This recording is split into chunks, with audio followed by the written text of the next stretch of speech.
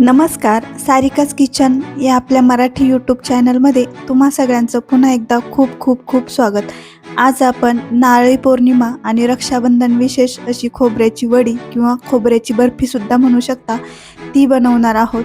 त्यासाठी मी इथे वजनी प्रमाणात साहित्य बाजूला दिलेले आहे आणि वाटीच्या प्रमाणात म्हणाल तर 1 वाटी खोबरं मी इथे घेतलेलं आहे. तसेच रवा घेतलेला आहे, अर्धा पाव खारीक घेतलेली आहे, पाव लिटरला थोडंसं कमी दूध घेतलेलं आहे आणि 30 ते 40 ग्रॅम साखर घेतलेली आहे. तसेच 30 ग्रॅम मिल्क पावडर घेतलेली आहे आणि 5 ते 6 काजू, 5 ते 6 बदाम या प्रमाणात मी ते बारीक कापून घेतलेले आहे.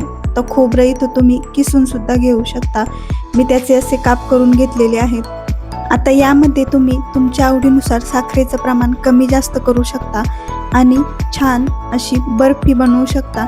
बघा, या साहित्याचा वापर करूनच आपल्याला मस्त अशी मऊ खोबऱ्याची वडी किंवा खोबऱ्याची बर्फी बनवायची आहे. त्यासाठी मी गॅसवर एक कढई गरम करायला ठेवलेली आहे. आता त्यामध्ये मी दूध ओतून घेणार आहे. हे दूध मी अगोदर गरम करून घेतले होते, त्यामुळे आता ते जास्त गरम करायची गरज नाही.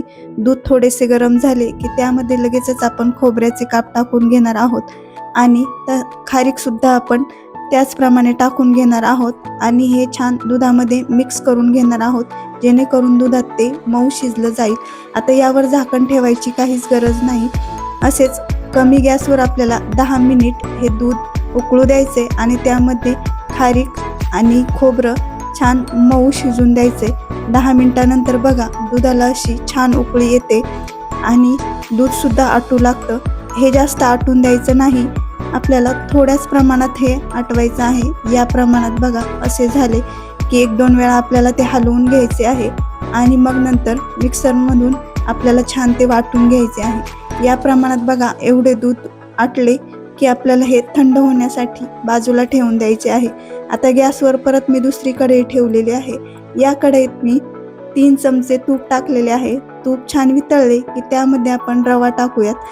आता रवा सुद्धा आपण छान लालसर रंग येईपर्यंत बारीक गॅसवर 10 मिनिट मस्त भाजून घेणार आहोत.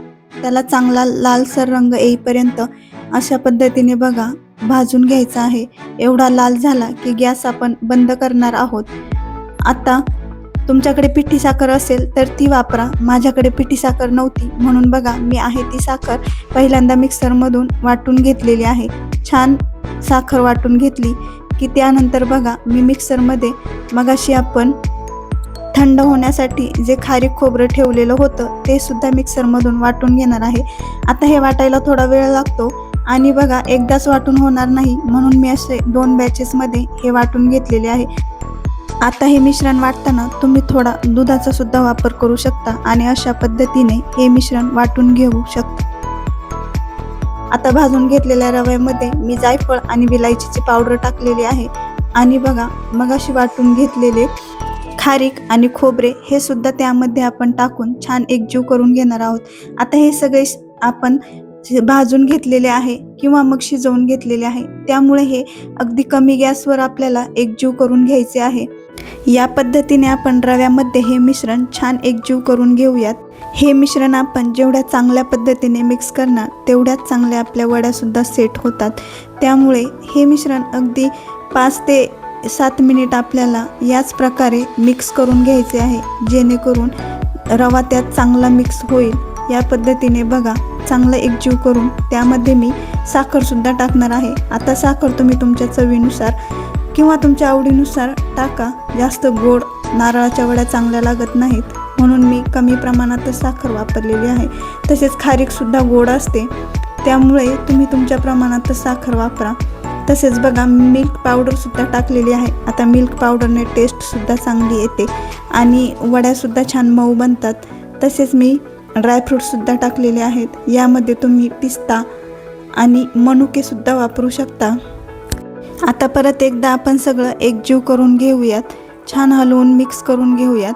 बघा या प्रमाणात आता आपलं मिश्रण सेट करण्यासाठी तयार आहे. ताटाला इथे मी तूप लावून घेतलेले आहे. तुम्ही कोणत्याही भांड्याला अशा पसरट भांड्याला तूप लावून घेऊ शकता. त्यानंतर बघा मी तयार मिश्रण या ताटामध्ये टाकून घेणार आहे आणि हाताने असं ते पसरवून घेणार आहे. आता हे मिश्रण गरम असल्यामुळे हाताने फक्त थोडं थोडं पसरवून घ्यायचं आणि नंतर वाटीने असं दाबून दाबून ते सेट करून घ्यायचं. बघा, चांगल्या पद्धतीने सेट करून घ्यायचं म्हणजे मग वड्या अजिबात तुटत नाहीत. या पद्धतीने सगळ्या बाजूने आपल्याला हे मिश्रण सारख्या प्रमाणात सेट करून घ्यायचं आहे, म्हणजे एकसारख्या वड्या तयार होतात. त्यानंतर मी ड्रायफ्रूटसुद्धा टाकलेले आहेत आणि आता ते सुद्धा आपण वाटीनेच दाबून घेणार आहे, म्हणजे वडीमध्ये ते छान रुतले जाईल. या पद्धतीने मी बघा मस्त ते ड्रायफ्रूट्स असे दाबून घेतलेले आहेत. आता हे थोडंसं मिश्रण थंड झालं की तुम्ही हाताने सुद्धा दाबून घ्या आणि अर्ध्या तासासाठी हे मिश्रण सेट होण्यासाठी तसंच ठेवून द्या. सेट झाल्यानंतर बघा या पद्धतीने तुम्ही वड्या बनवून घ्या. आता मी ते चौकोनी वड्या बनवलेल्या आहेत. तुम्ही तुमच्या आवडीनुसार लहान मोठ्या अशा चौकोनी वड्या बनवून घेऊ शकता. बघा, अजिबात सुद्धा ही वडी आपली तुटत नाही. अगदी मिठाईच्या दुकानात मिळतात त्यापेक्षा सुद्धा छान वड्या आपल्या घरच्या घरी आणि कमी साहित्यात बनवून होतात. अगदी छान या वड्या बनवून होतात. बघा, या पद्धतीने या वड्या बनवून झालेल्या आहेत. तुम्हाला हा व्हिडिओ कसा वाटला ते मला कमेंटमध्ये नक्की सांगा. व्हिडिओ आवडला असेल तर व्हिडिओला लाईक करा आणि हो, चॅनलला सबस्क्राईब करायला तर अजिबातच विसरू नका. या रक्षाबंधनाला अशा वड्या नक्की बनवून बघा आणि मला कमेंटमध्ये सांगा की कशा झाल्या आहेत ते. व्हिडिओ आवडला असेल तर व्हिडिओला एक लाईक नक्की करा. भेटूयात अशाच एका नवीन व्हिडिओसोबत. धन्यवाद.